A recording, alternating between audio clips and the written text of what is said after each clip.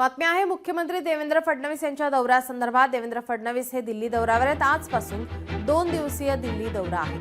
आज पंतप्रधान मोदी यांच्या उपस्थितीमध्ये नीती आयोगाची बैठक होणार आहे। या बैठकीला देवेंद्र फडणवीस हे हजेरी लावणार आहेत। रविवारी होणाऱ्या मुख्यमंत्री परिषदेतही हजर राहणार असल्याची माहिती समोर येते। 2 दिवसीय दिल्ली दौऱ्यात मुख्यमंत्र्यांच्या काही बैठका होण्याचीही शक्यता आहे।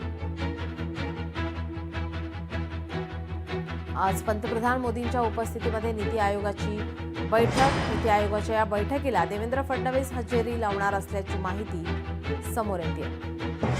आपले प्रतिनिधी स्वप्नील जाधव आपल्यासोबत फोनलाईनवरून जोडले। स्वप्नील, आजपासून देवेंद्र फडणवीस यांचा दिल्ली दौरा आहे, काय अधिकची माहिती?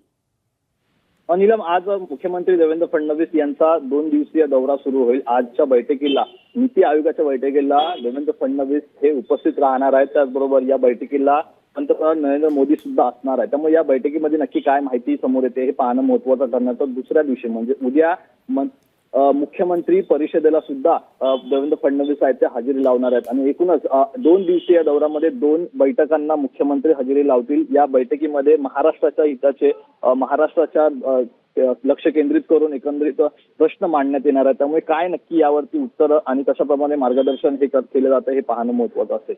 नीलम जी, धन्यवाद स्वप्नील, आपण दिलेल्या सविस्तर माहितीसाठी।